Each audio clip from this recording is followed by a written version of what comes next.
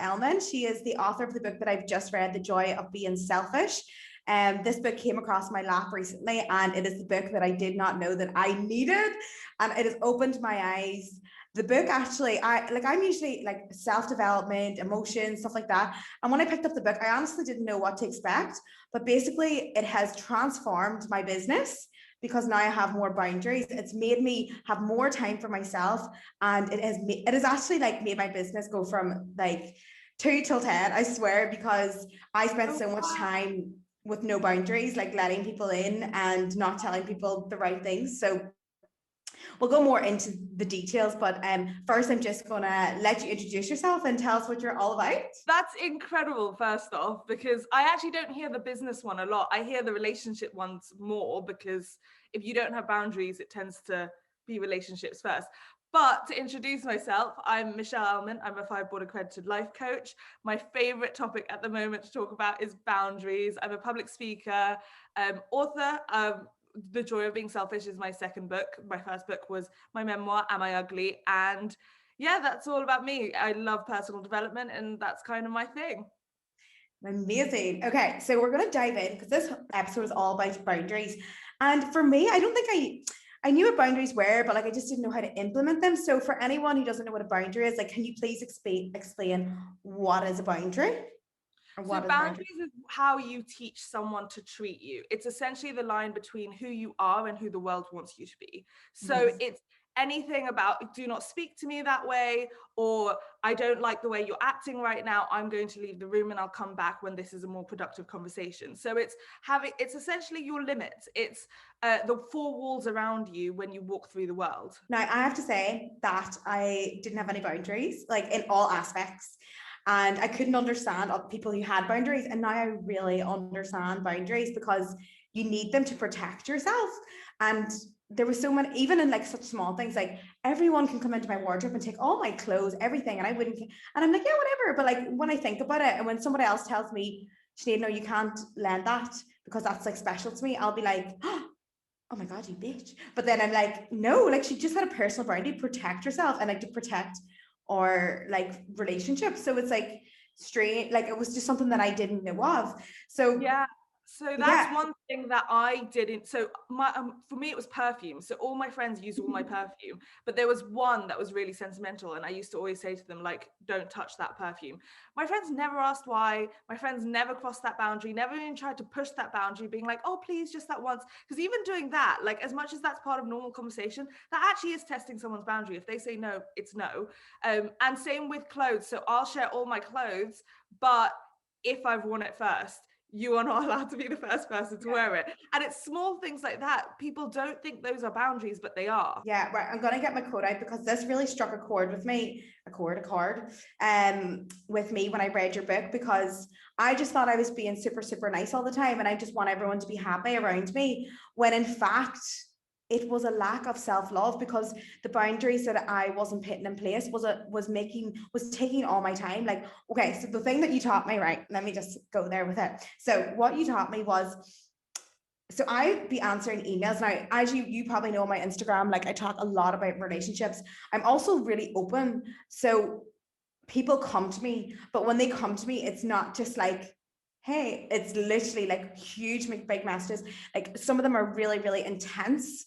And I would take, and I would just take them on. And then I was like, okay, right, I can read them and I can refer. I can't write back personally. So then I'm reading them, and even reading them was taking me 3-4 hours every single day. And I prioritized this because I said to myself, these people got me to where I am, and these are the reason why these people have supported me from day one. So like I owe it to them to write them back, when in fact, like it wasn't even serving them, because I was taking so much time, and like I couldn't give them advice. I had to refer them on to counseling or whatever. And then I was actually taking so much time to read, and it was taking away my creative flow. So by the time I finished the emails in the morning, I didn't want to write. And I love to write. So I was like, there was a question in the book, and it says, what boundary could you put into your life that would improve your life today? And I was like, that would actually improve my life. But and also, it's funny how quickly it popped into your mind when you like think about that question, because it is there. You have that it's either resentment or you have that niggling feeling where you know you should be doing this, but you haven't done it. And I had the same thing, especially with my DMs, because my justification was people take the time and energy to send you a message. So you should take that time and energy to appreciate that message, even if it's just a thank you. But realistically, like, we both have large followings. That is not within our human capacity to be able to actually engage to a decent level as well. And what I realized is a lot of the boundaries around communication that I would normally say in real life don't really stick with internet, because, like, I would say if a friend texts you, you should reply.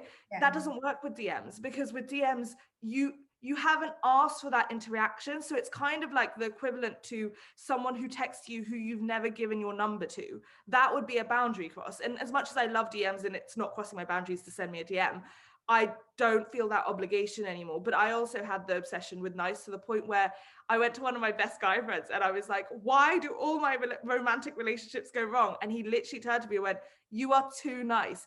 And he told me this when I was 20. And I remember being so angry and being like, what does too nice mean?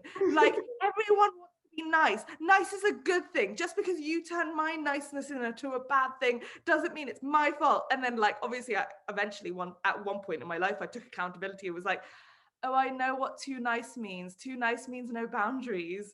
That's what he meant by it. That's exactly what it is. And it's like people pleasing as well. Like, it is. And then, wait, hold on. I want to get the quote, because I just went off topic, because when I read this quote, it like sank with me. I was like, okay, no. It's like, people who accept that being disliked is part of life are more willing to prioritize themselves. And that is why boundaries is a crucial part of self-love, because I am loving myself to put these boundaries into my life, because it's making me do what I want to do. And that really stuck with me, because I was like, actually, constantly people pleasing is a lack of self-love, because it's like I need their validation to feel good. Well, their opinion is more important than yours. And also, if you actually think back to a specific time where you have people pleased, you've had to forget yourself in that moment.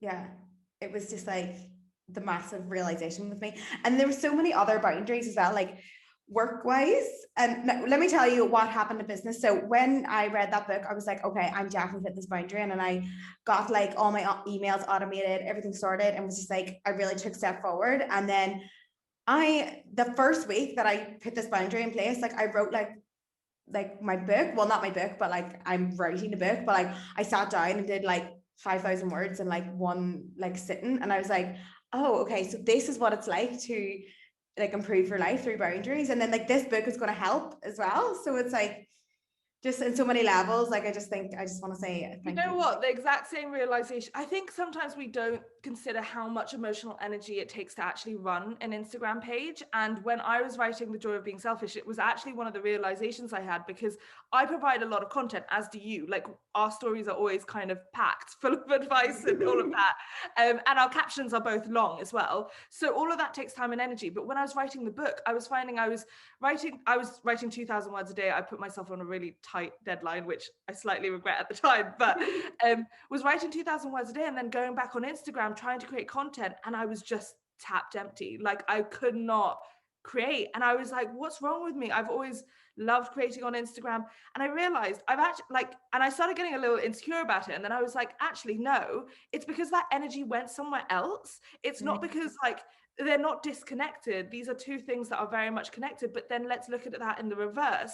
How many times do I put all my time and energy in Instagram and then have nothing else for the rest of the day, and like can't create a podcast episode, or can't like even plan a podcast episode because Instagram took all of my good stuff, all my good energy. Yeah, I know what you mean, because I literally get an idea and I'm like, okay, where do I go? Instagram, podcast, newsletter.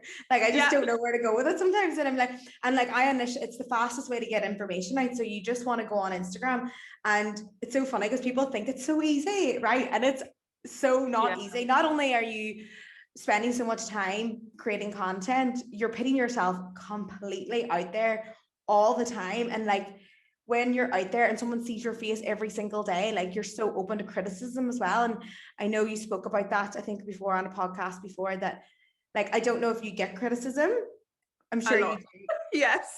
Yeah, you do? Okay, that's good, because I'm like, okay, we're both good. Anyone with good boundaries gets criticism, because like anyone with good boundaries gets, you're rude, you're mean, you're aggressive, you're like hard to handle, hard to take, hard to accept. All of these words are kind of thrown towards anyone who sets boundaries in any context.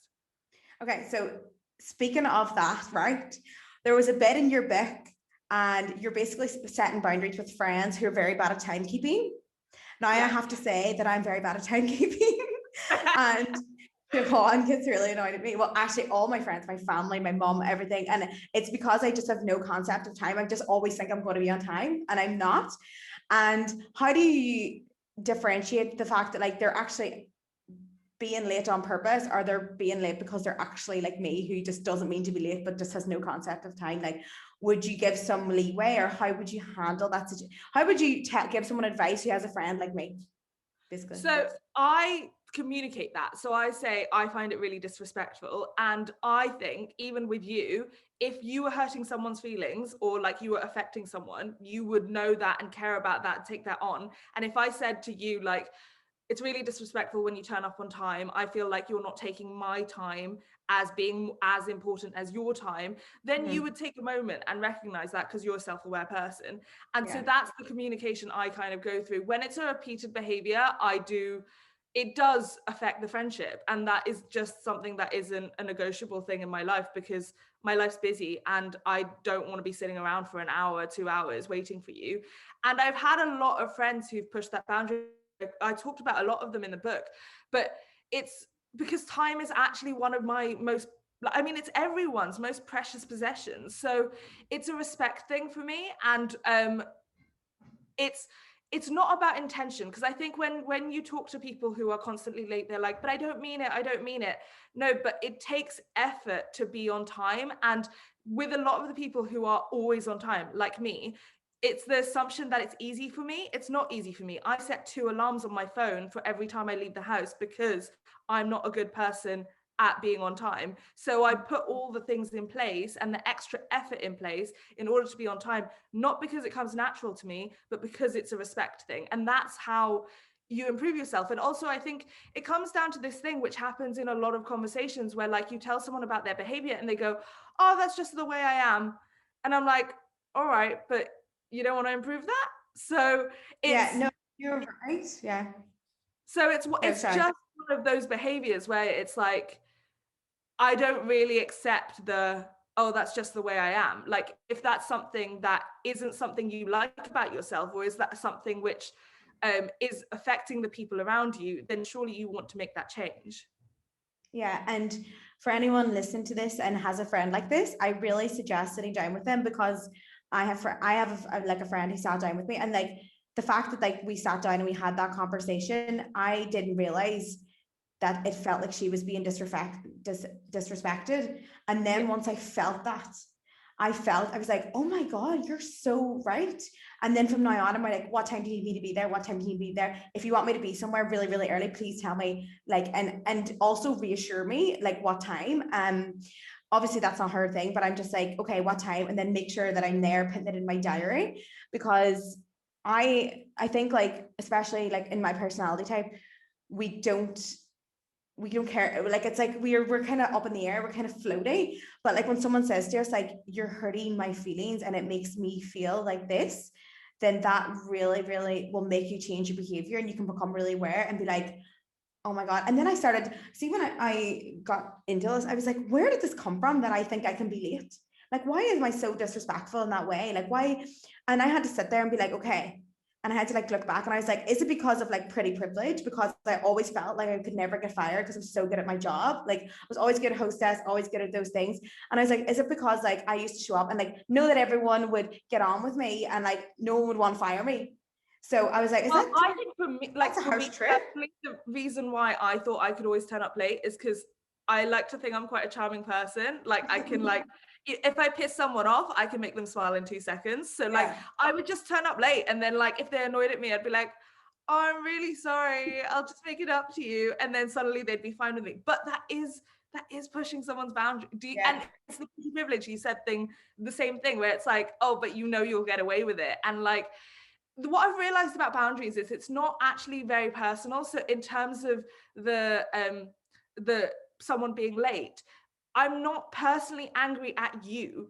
I have this rule for everyone around lateness. And so if you're a late person, or if you're someone who's always on time and then you become a late person who like does it 3 times in a row, you're going to get the same treatment as someone who did it from the beginning. And so it's not about you. It's not even about our relationship. It's about the behavior, and it's about my standards for my life.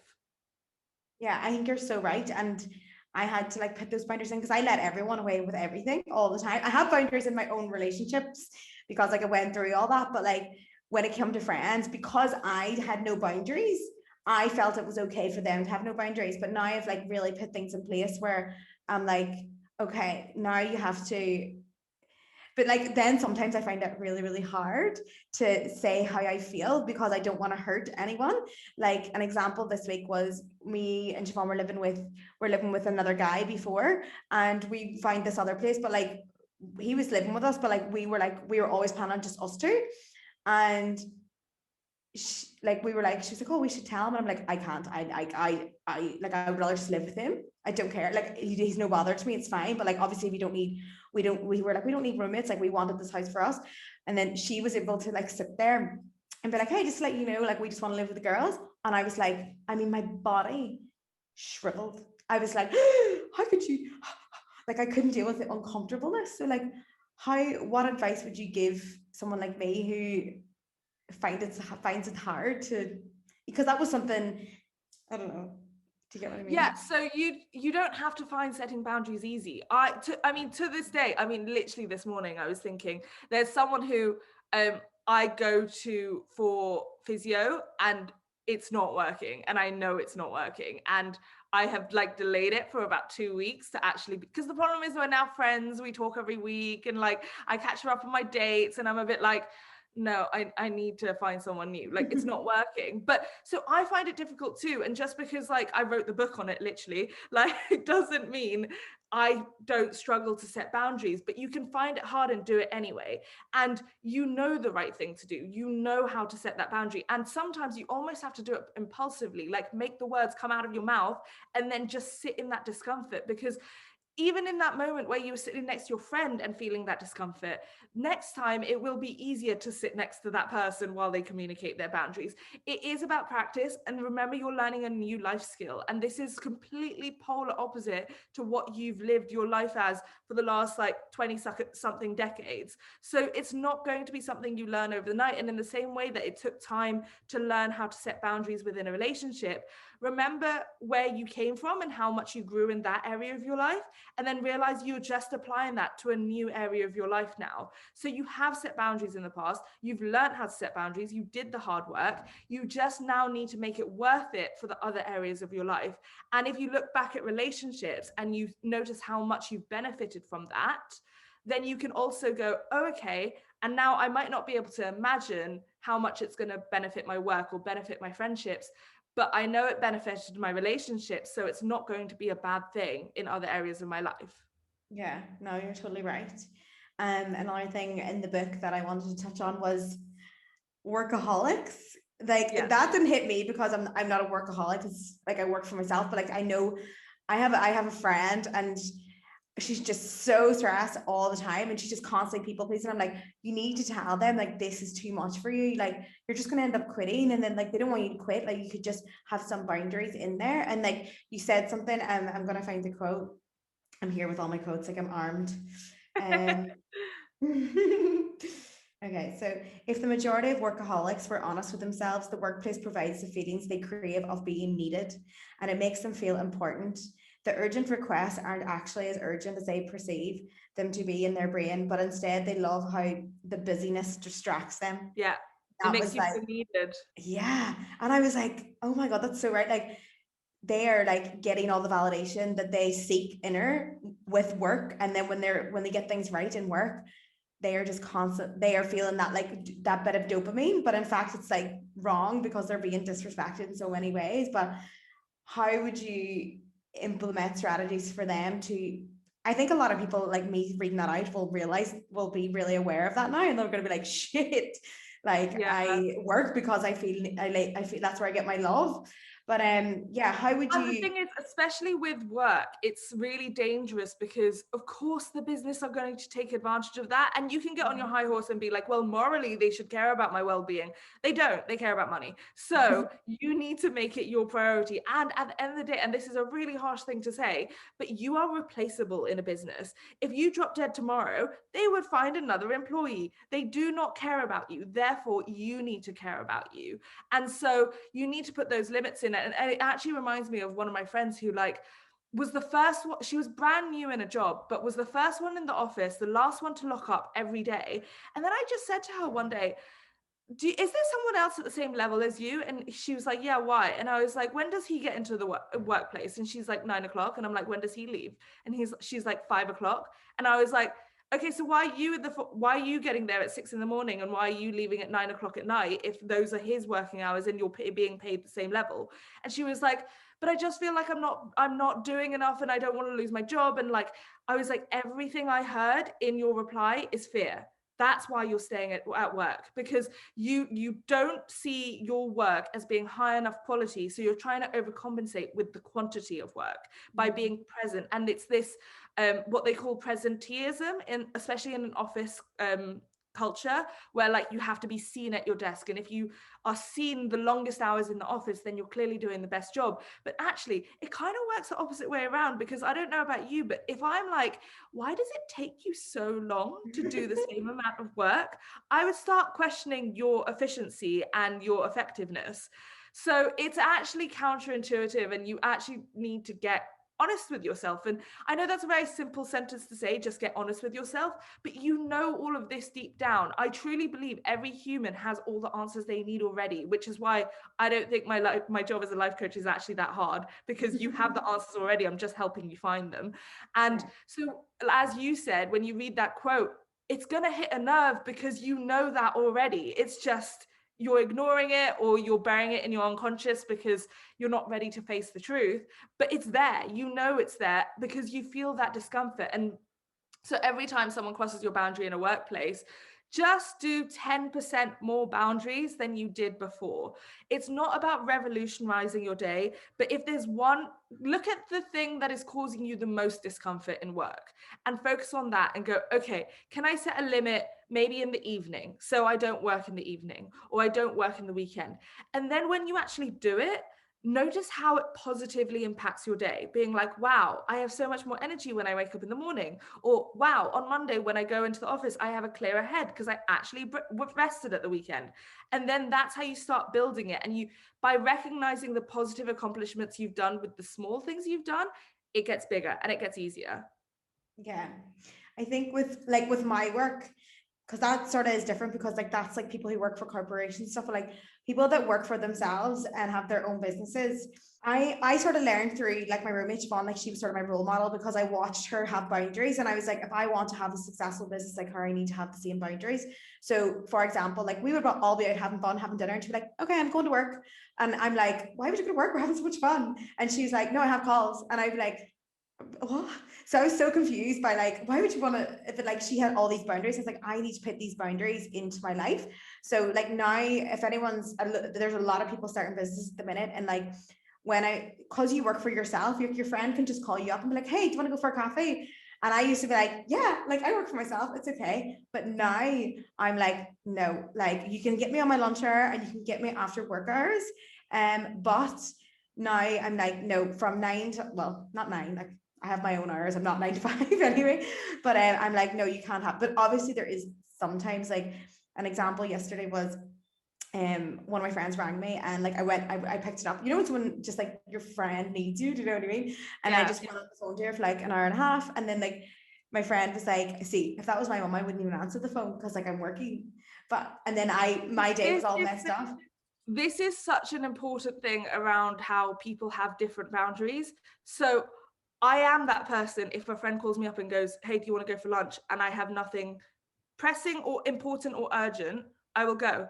And I like that. And my reasoning for that is I didn't choose to be freelance to force myself into a work day. Like the whole benefit of being freelance is you can call me up and we can go for lunch. If I want to go, that is, but I can go for lunch. And I love that spontaneity I get to have within my work week. But the work always gets done, and that's my boundary. Yeah. So it will get done, even if it gets done at 9 o'clock at night, but it will get done that day. If I say something's getting done that day, it gets done. Within freelance work boundaries, the ones I had to do a lot better were, so what I'm doing right now is I actually don't turn my phone on until 11 o'clock in the morning, because I find it's not 11. I do it like I must say today is an exception, because if I have a meeting, I obviously have to turn my phone on. But like today was an exception, but it's wonderful because it means the first 3 hours, 2 hours of the workday, I'm fully focusing on what I wanted to do, not what other people need from me. Or I don't have my phone in my bedroom. I don't bring my laptop in my bedroom. All of these things are boundaries, and I don't work at the weekend. The only people allowed to contact me in the evenings or on the weekends are my 2 agents. They're the 2 people I prioritize. That's it. No one else gets a reply. If you use my number inappropriately, I will tell you that. I will be like, hey, can you, TV producers are the worst with this. They get your number and they will call you all hours of the day. Like they've called me at 9 o'clock at night. They've called me on a Sunday before, and I just send them a text saying, hey, if you could get back to my agent, that'd be great, because I'm not picking that up. Like, it's not happening. Those are where my boundaries are. And I think you're right. When it comes to freelance, you're essentially your own boss. So your boundaries need to be stronger than anyone who's working in a company. But it's okay if your thing is you want to go out for lunch in the middle of the day, go do it. That's the perk of being freelance. Go enjoy it. But everyone needs to find their own limits. And maybe in your life, it now works better that you don't say yes to the spontaneous midday lunches. But that is one thing that I will always enjoy. And so that is one thing that is it's the funny thing that I used to have a housemate who works a like corporate 9-to-5 job. So anytime I wasn't working between 9 and 5, I felt guilty and if I finished work early or whatever, I wouldn't take it off. So now I have the mindset of 100% work or 100% rest. That's a really strong boundary of mine. I don't do anything in the middle. And if I finish work early, I'm done. Even if that's 10 o'clock in the morning, I'm done for the day. If I've set out a list of things I want to do and I get it done faster than normal, why am I punishing myself by sitting there longer for no reason? Because then I might as well be working in an office. Yeah, no, I definitely don't work 9 to 5. I work like 11 to 3, maybe. I mean, sometimes I try to use that and then I try to use that for creative, and then I have like fun days, but I am very swayed as well. But that's especially here in Bali, I'm just like, yeah, whatever. Like, but when I was you might also find that freelance, like it comes in waves of like super busy and super chilled. And so one of the things I had to learn, especially my hardest boundary in my work life, was realizing that like that balance. So not freaking out when it's too quiet, and not being like so stressed when it's so busy, and realizing, no, you can actually create more balance within that. So like take advantage of the quieter periods. So go for more lunches in the quieter periods, and in the busy periods, okay, what's important and urgent, what can be left till tomorrow? You don't have to do it all today. Okay, that's good to know. Okay, so let's get to the nitty gritty, because like my podcast is mostly about relationships. So boundaries in relationships. Now, this is something that I'm very good at, because I'm very strong-willed in relationships, and I've been through that fucking many relationships that I know exactly what I want from my man. Yeah, I'm just like, this is what I want, and if you can't, if this is not what you want, then like let's just part. But so this is like my question box. It'd be crazy about about like men, women, like not having boundaries in their relationships and how to go about it. So like one of the questions that mostly comes up, and it came up today like 10 times. So it was, so my boyfriend will not give me what I want emotionally, says that it's not for him, what should I do? So like things like having talks about the relationship and talking, just like being emotional support basically, and giving them what they want emotionally, like they are not getting that, and they've asked for it plenty of times, and he says, no, that's not for me. Because I was like, my advice to them was, I have emotional needs. They are not going to change. And, you know, sometimes I'll reevaluate my needs, and I'll be like, okay, is that too much to ask? Or is it something that I actually really need? And then if it is something that I really need in my relationship, then I'm like, here's my boundary. If you can't deal with it, then like you have to go. But then like if people don't want to go, I'm gonna get a quote in the book again, but I'm going back to the book, and it was very, very powerful as well. Okay, the key is to not change your needs, but instead to find someone who is capable of fulfilling them. Yeah. Love that quote. So that's what we're sort So of meaning. Like, how would you? I think you hit the nail on the head. I think I don't really need to add much to that other than the fact that your needs are never really, I don't think there is, you know how you said reevaluate and if you're asking too much, I don't think there is ever a point in time when that actually happens. I think Yeah. it's this thing that happens where you delude yourself for maybe a week, a month, a year, where you go, oh, I don't really need that. But there was a reason why you wanted it in the first place. And you don't actually necessarily, it doesn't even need to be a need. It can be a want and still be valid. And it's essentially if me looking at a relationship for like the next 10 years, or especially like I want to get married like the rest of my life, where I have to ignore that need for the rest of my life, that sounds like hell to me. I'm not doing it. And there will be someone else who can provide everything this person is providing plus the need I have. And so for me, like, I know my values in a relationship. I know that communication is very important to me. I know that I need honesty. I know that I need a person who knows how to apologize. I know I need a person who won't hurt me when he's angry, or like if we're in the middle of an argument, we're focusing on the solution and not hurting each other. If a person can't provide that, it's a non-negotiable. And I think the reason why you're getting so many of these questions, and I get these questions all the time, is because they're scared to do it. They don't want to be single. And the fear in the back of their head is, what if there's no one else better out there? And it's this scarcity mindset, but around men being like, what if there's no one else out there? What if this is the best I'm going to get? What if the person I should be dating can't be 100% perfect? Maybe this guy's 80% perfect, and maybe the 80% perfect is what I need to settle for. It's not about perfection. It's about someone caring about your needs. So I think the biggest telltale sign for me is not the fact that you set a boundary. Let's say I want you to text me every day. As a very simple boundary. I wouldn't set a boundary that's that firm or rigid, but Yeah. let's say that's the boundary. Like, I want you to text every day. And the guy goes, no, I can't do that. I'm not on my phone every day. And I'm like, okay, well, there's not much room to move here. So, and it's more the fact that I've just said this is what I need and you're not really particularly caring. And that's more telling than the boundary itself, or the reaction to the boundary is the greatest telltale sign. So like one of the ones I received earlier on a Q&A was, oh, but my boyfriend says it's not natural to him. And I'm like, yeah, of course it's not natural to him, but does he care about how you're feeling, or does he not care about how you're feeling? Of course it's not going to be natural. He's learning something new, but it's not that hard to text once a day. And so if that's a small behavior change he needs to do in order to satisfy you or reassure you, surely you want a person who cares about reassuring you and making you feel safe and comfortable within a relationship. Yeah. And like, this is like, because people always say like, oh, can you love someone but they're not for you? And I'm like, I 100% believe that you can be like, you can love someone, but like the needs are just not, and the needs and values aren't the same. Like, an example of this would be my boyfriend at the minute. He lives, he's doing his teaching degree and I'm here, so we're long distance. And then he's coming out here, and then we're going back and forward, and like we're kind of having like a remote. And I'm allowed to be free basically, but like my boundary would be, if you need me to live in the same country as you all the time for this to work, then that's my boundary. And then although I love him very, very much, then our relationship would not work, because it would be constant fights, constant squabbles. And this would happen in my previous relationship. I actually loved him very much, but he was insecure to the point where he was like, I need you to be in this country 24/7. Like, I can't have you roaming around. And I was like, I love you, but that is not what I can't do that. And it could be like, maybe he wasn't, you know, you could say like, oh, it wasn't important, but I did love him. But like, it was a boundary for me that like I needed to be free. But then it had to do with his insecurity as well. And like, my boyfriend right now is so secure that like I can go off for 3 months and he's like, yeah, you're grand. And I even remember him saying to me, like, I was like, oh my God, aren't you worried? And he's like, why would I be worried? Sure, you love me.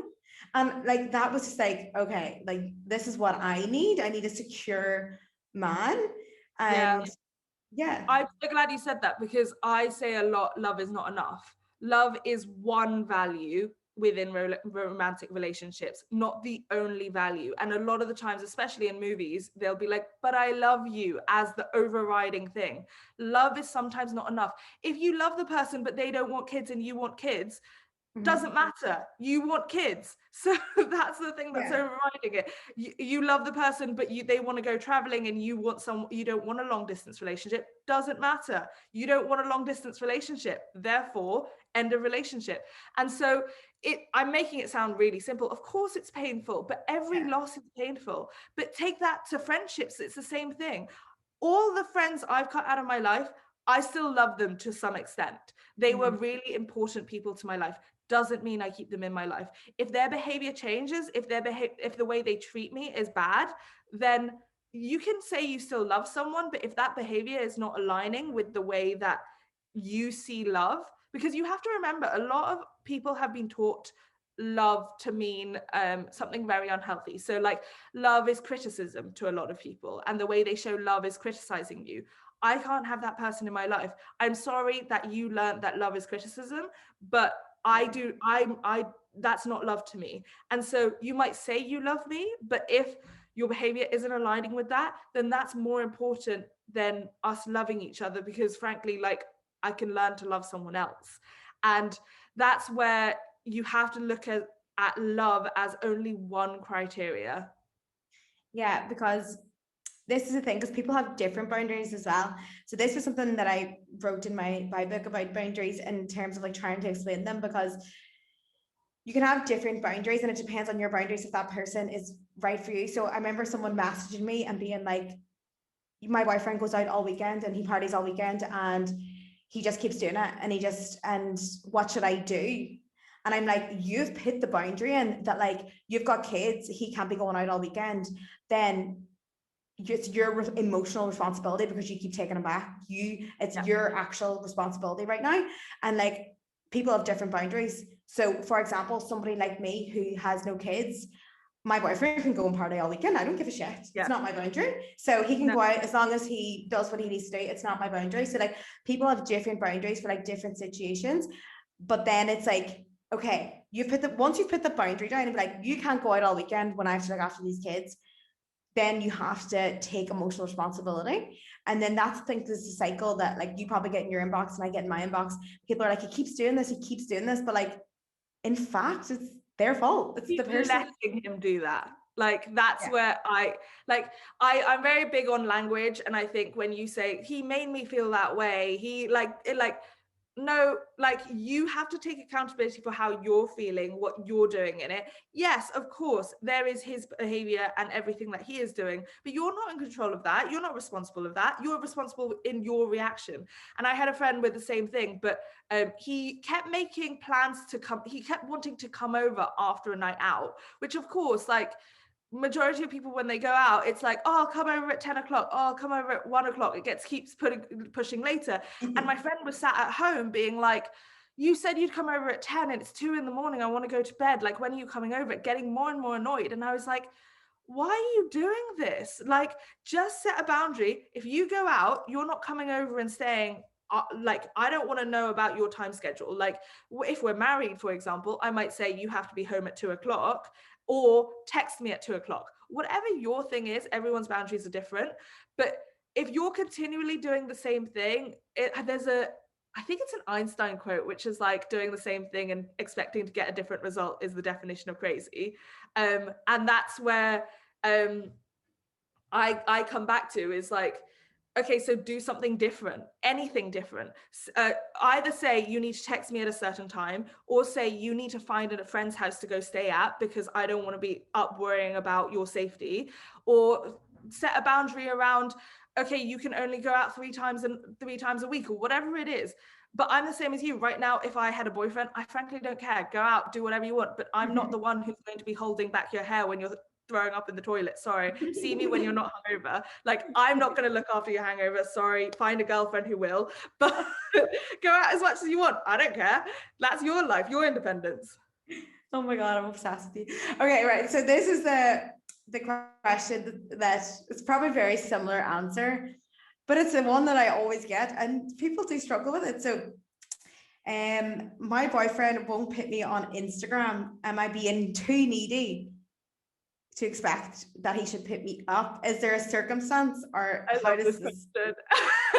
So I think you have to look at the broader relationship. Is he hiding you in general, or is he hiding you on Instagram? Because Instagram isn't as high a priority for some people as to others. And actually, I don't want to be sexist, but like, I find with a lot of men I've dated, or at least the last like 4 guys I've dated, they don't use Instagram. Like the guy I last dated hadn't posted in 6 months. So if I then looked at that and was like, hey, like, why aren't you posting me? It's like, well, that's not how he tells his friends about people or whatever.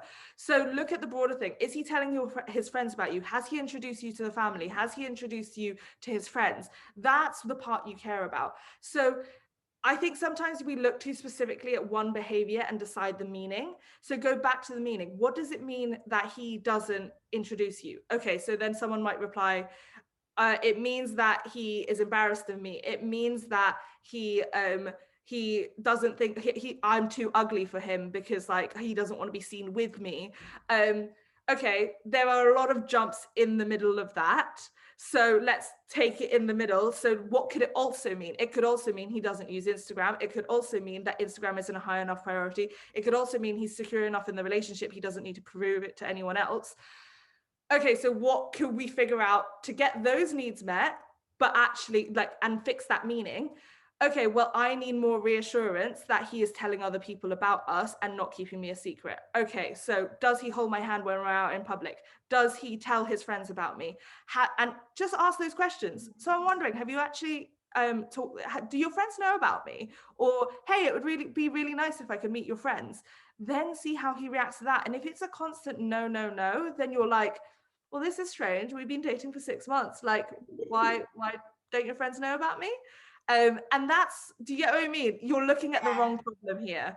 And so that's where I think it's a completely valid thing. And yes, it does happen. Less so than I think people think it happens, because I'm on TikTok, and I keep seeing this one on TikTok, which is why the question made me laugh, where especially with plus size women, and I'm plus size for anyone listening, they make the assumption that their guy is hiding them.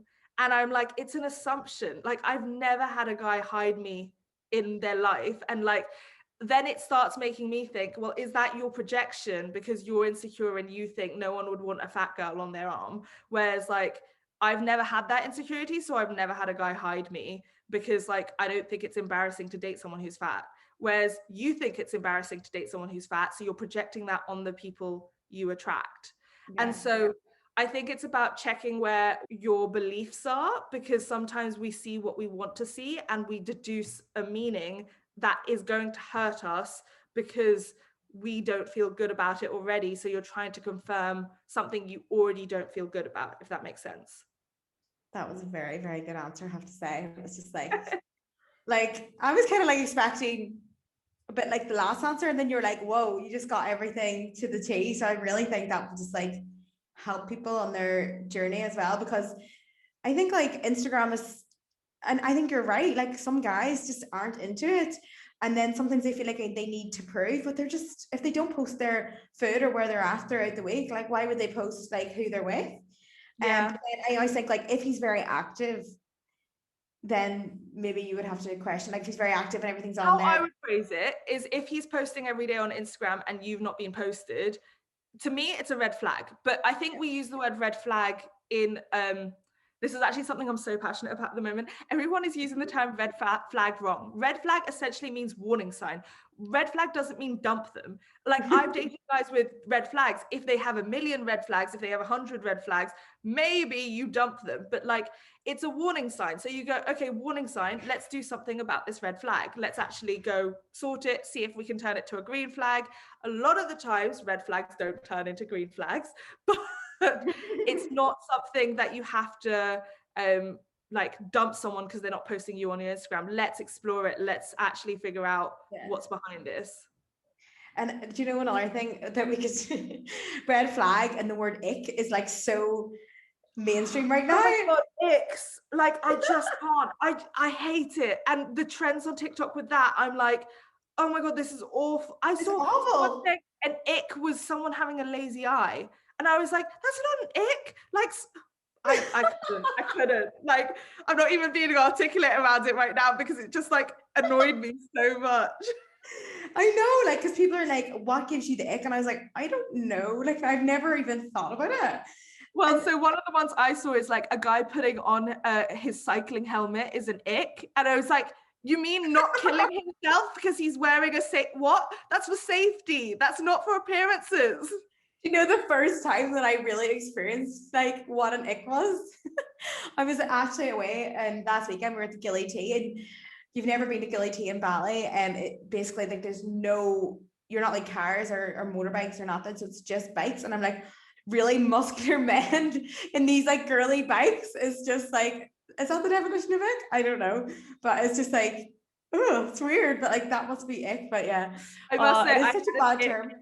I had an ick 2 days ago. You've just made me realize I have had an ick but to the point where like I cringed so hard, I actually didn't go on the date with him because of it. So he was asking me out. He basically said, and he made a few dad jokes, and I was like, oh, don't think our sense of humor is like accurate. So for example, he'd sent me a picture of some food and he went, oh, rate it, which I always thought was weird anyway. And then I went, oh, I'm not a fan of spicy food. And he went, oh, is that because you're so spicy? And I had a whole body cringe. I was like, I can't. And then he went, oh, are you so in London, everything's open up yesterday. And he was like, oh, what are you excited about opening up? I'm guessing shopping and getting your nails done. And I was like, no, I'm not that kind of person. And then one of my friends was like, force him to be sexist. And I was like, what are you talking about? He was like, because underlying that is quite a misogynistic thing, so like make him say it. So I was like, what do you mean by that? And he went, well, all girls like shopping and getting their hair done. And I was like, not the right person for you. And then the final straw was, and this is why I didn't go on the date, he said, can I take you out because COVID hasn't taken you out yet? Oh my God, that was such an ick. I was like, I can't. What? I think you should give him a chance, because my boyfriend was the cringiest, most nervous, didn't know what to say, and like he turned out amazing because he was just so nervous. Okay, so this is the difference between boundaries and people pleaser. That's 3 warning signs, right? Those are 3 things where I like full body cringed. I sent a text like being like, no. His response was, it was just a joke, but yeah, whatever.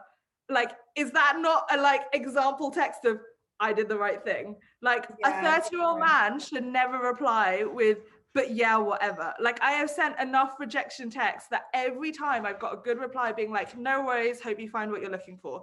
Like mature, responsible response. And yeah, whatever is not a text I should be getting from a 30-year-old. And I actually seen that on your Instagram. You talked about that openly on your Instagram. Like, does he have you on Instagram? Like, is that or no, but God, now we're really getting into this. This is juicy. The other guy I was dating got added. Well, he didn't follow me. This was the thing. So I was dating 2 guys, and I'm very open about that. And he, I gave him my Instagram the day before, but he followed my personal account. He didn't follow my business account. So I just carried on posting like he wasn't seeing it. And then he messaged me the next day going, so how many dates are you going on next week? And I was like, wait, have you gone back on my business page? He was like, yeah, I might have been looking through. And I was like, why, do you have a problem with that? And he was like, well, I'm not going on any other dates next week. So how many dates have you got? And I was like, well, now only you. And he was like, you gotta keep them on their toes, Doll. You gotta keep them there. Well, no. So he was like, no. He set his boundary. He was like, to be honest, I find it strange that you're dating other people. And I said, look, that guy came along before you did. That wouldn't have been fair to him if I cancelled the date because you came along. You were second. And he was like, oh, okay, I get that. I just don't like dating people while like they're dating others. So this is all communication. He had his boundary, okay. So he's setting his boundary, get it? We had a conversation about it, and I went, okay, but we've not actually gone on a first date. And if you want to be the only guy in my life, then step it up. And I said that to him, and he was like, okay, well then can you not date anyone until we go on a first date? And I was like, I can do that. I mean, it was 2 days, so I could do that. But I moved my boundary, which is I don't give a guy the right to dictate who I'm seeing, especially before we've even gone on a first date. But for him, I cared enough about his feelings, and I wanted to see where it was going enough that I was like, yes, I can wait 2 days before I swipe on anyone else. But then I said to him, if I'm going to do that, then I need to know you're not talking to anyone else either. And he said, I stopped swiping the moment you gave me your number. And so I was like, okay, it's equal. Green flag. So, well, let's see. What? It was meant to be yesterday, and then he got coronavirus. Oh, Jesus Christ. Yeah, at least he was honest. At least he was honest. Yeah, and at least he got tested. So yeah, it could have been worse. But that is that's what I mean about of course I made the boundaries as simple as possible inside the book, but you can move your boundary, but you're moving your boundary and being flexible with your boundary because it was my choice. I was like, if I didn't care about him, didn't particularly want to be dating him, wasn't that interested, I would have been like, no, sorry, like earn the right to be the only guy in my life. Like, right. But I did care. I was interested enough. Yeah. It's like I was interested more in him than I have in a guy in the last year. So I was like, you know what? 2 days of not swiping someone on an app, I can give that up. Like, so it is a conversation around it. And I really respected the fact that he saw it on my Instagram and he had a conversation with me about it, then like keeping it buried. And I said that, like, thank you for bringing that up, blah, blah, blah. And I also really appreciated the fact that he communicated what he needed, which was that he didn't like it that I was dating other people. And he's not the only guy to have said that. Like last year I was dating a guy and he knew I was dating another guy. We got to about the 5th date and he said, look, it's not. And my thing is I date multiple people. I only sleep with one person at a time. Mm-hmm. Like I don't sleep with 2 people at the same time. And he said, like, look, it's getting to a point where I really like you and I'm not okay with you dating other people. So I was like, you know what? That's fine. Like, I'm ready to date you and just you. And so I ended up breaking up with the other guy and he knew that. And we ended up dating for like, 5 months. So it's all about communication, and every guy I've been with since I started having boundaries has been so healthy and communicative and like open about it that there's never really an issue around it because I'm honest. I have no intention of like misleading someone, or I don't want to upset someone, like, and I don't want them to discover. And I said to him, I'm sorry you found that out on my Instagram, but like that is something I would have mentioned on the first date. But obviously it's slightly different dating in a pandemic. So. Yeah. I feel like I'm like listening to like Sex and the City, like Carrie Bradshaw when she was like in Manhattan, and like I'm a bit obsessed with it because I'm like living vicariously through you right now. I'm like, oh, exciting. But then I realized how hard I'm going to write a dating book. I have so many stories because any bad date turns into a good story. So like I have so many good stories. Oh my God, because I was like, do I miss dating? But I'm like, no, I don't. No, you don't. I was single for like 4 years before this, and then like this is like the first time I was like, right, okay. But yeah, so do you know what I want to talk about now? I just want to finish up with this because this is a question that comes up all the time. The difference between like therapy and like life coaching. I personally have a life coach as well, so I know the difference, but for me it's hard to explain to the people. Like I would say that like my therapist is more like emotional, like childhood stuff, and then I go to my life coach and she sorts my shit out. Like she's just like, you know, she gets me to be really productive. She finds out what I want to do and she like drives me forward. So what would you say, like, what's the difference? And like, what is the value in a life coach? I saw your story, and honestly, it's something I struggle with all the time as well, because also people want to know the difference between a psychologist and a psychotherapist. And I'm literally like, to try to explain that, even with someone in the industry, is next to impossible, because one psychologist could be trained in like other things, like a therapist. The most basic way I differentiate between therapy and life coaching is therapy tends to be on your past and your life coaching tends to be on your future. So therapy asks like why that was a problem, and life coaching asks what do you want instead. And that's like the most simple way I explain it. There's a lot of overlap. I sometimes call my life coach my therapist. She's not a therapist, but like some of what we do results in like kind of therapy. it's not that clear cut, but I would say it's also two different models of thinking. And that's what attracted me, at least, to being a life coach more so than, so I originally got a degree in psychology. I was going down the road of being a psychologist, and I changed because I found I had more power personally in a life coaching session than, so for me, like me personally in my own self-development, I liked the way of thinking for life coaching. It helped me more in, I had PTSD at the time, and it helped me more. And therefore I thought I'd be a more effective life coach, because I think you need to really believe in the techniques you're using. But that's essentially how I would differentiate it. It's about like future planning, and it's also about what you're looking for in your life, versus therapy, which is like where your wounds have come from, what you need to work on to heal. But even as I said that, I'm like, that's still overlap. I know what you mean. It's hard. Yeah, it's coaching. I'm doing my life coaching too, and I went down the same road as you. Like, I had my psychology diploma, like I didn't do a degree or anything, and I was like, there was something about it I didn't like everything. You said something and then had to be backed up by like 10 research papers, and I was just like, and then like when you go to your life coaching degree or like your life coaching course, it's like practical. Yeah, and like I just feel like my life coach has so much empathy because she's been through shit before, and like I just feel like there's such a personal touch there or something. So I don't know. But then like my therapist is also really good, so it's So there's also a difference in terms of that. So therapists, I call it traditional psychology. Traditional psychology has a lot of strict and rigid rules around like not reacting. So like they train you to have like a stone cold face and not really react to anything that anyone says.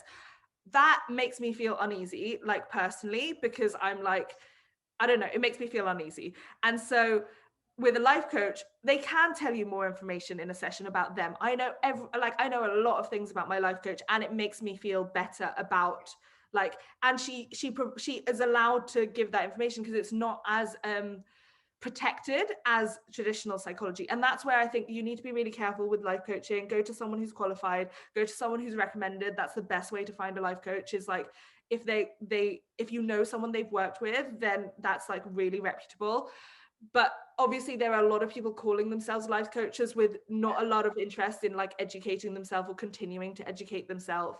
But then I still believe that happens within traditional psychology. I think I was put off initially by someone who wasn't very good at their job, being honest.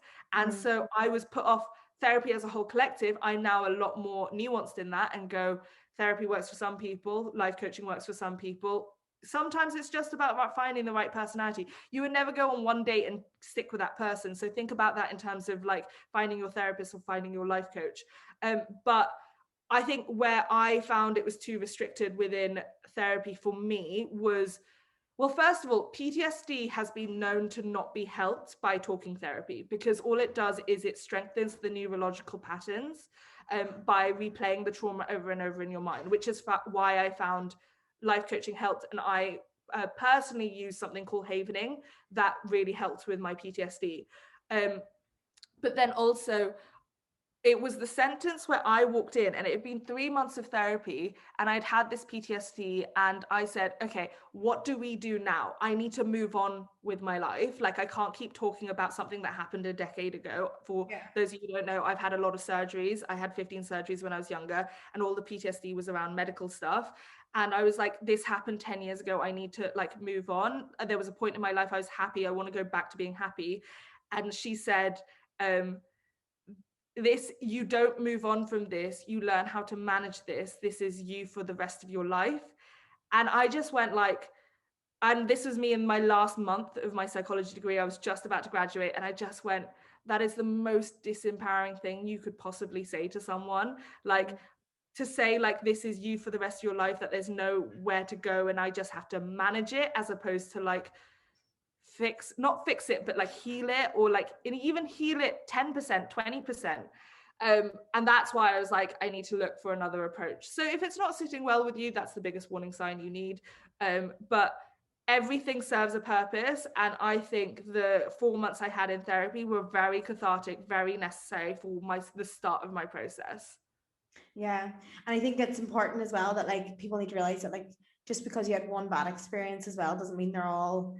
Absolutely. And I wish I like my therapist would never, like, I can never imagine her saying those words to me. Like, that is like, but then my therapist has got so much empathy, and she knows me like the back of her hand, but not only because like this may seem like unprofessional as a therapist, but like her following me on Instagram really helps. Like, she can see my energy, she can see what's up, and like she knows me really well. So like it's just that. And then people, and I have been put off as well by other therapists, and it was just like a sense of like I was like almost wrong, and like I've never got that with my other therapist. So keep in mind, absolutely, the bad experience I talked about, absolutely, I'm not knocking therapy in any way. Yeah. It is so necessary. It's about, I wish even at that time I had gone, okay, I need to find another therapist, as opposed to being like, because actually what happened, I was 20 at the time, and what happened was I was like, I don't need this. I quit therapy for 4 months, didn't do anything about it, and of course just got worse and worse and worse. And I shouldn't have quit. I should have found someone else. But when you are struggling, and there is such a deep power dynamic both with life coaches and therapists, when you think, you're never going to think you're wrong, because the other person is the person who's the expert, right? And so this is why I'm really like big on advocating for, not just with therapists and life coaches, but like with doctors as well. You're the expert in yourself. If it doesn't feel right, find someone else. There will always be someone else. Therapy is incredible and life coaching is incredible, and both have different purposes, but they work incredibly. But don't ever think because therapy isn't working that it's your fault. It's not. Yeah. It's just because it's not the right fit, and you just need to find someone else who understands you better, or it's not even understanding you better. And I wouldn't even go as far to say like the person I went to was a bad at her job or whatever. I would more so say it just wasn't a good fit. And in the same way that you're never going to go on one date and suddenly find, like, I mean, some people go on one date and find the perfect person. It takes a few tries. I've had 4 life coaches. I've now had like 4 therapists, and it takes time to find the right person. But when you do, I mean, I've had my life coach for 6 years. So your life coach seems like a badass. Like, she is. Like, yeah, she seems freaking cool. I'm like, oh my God, I want her now. Because I like have a life coach, and then I want a business mentor, and then I just want everything. And they're so valuable in life. My business mentor. So like she also helps me with like business stuff as well. But yeah, she's incredible. Yeah. Oh, okay, right. I got a messenger. But yeah, like I think like we can wrap it up there. I actually love this conversation so much. I feel like everyone's going to benefit from the boundary queen. And so, and I loved your little dating tips. I feel like I need to get you back on to like have like dating with you, because like mine's all relationship. Yours is like single gal. And thank you so much for coming on. And guys, don't forget to subscribe, give us a little review. And yeah, that's all for now. Thank you very much. It was lovely chatting to you.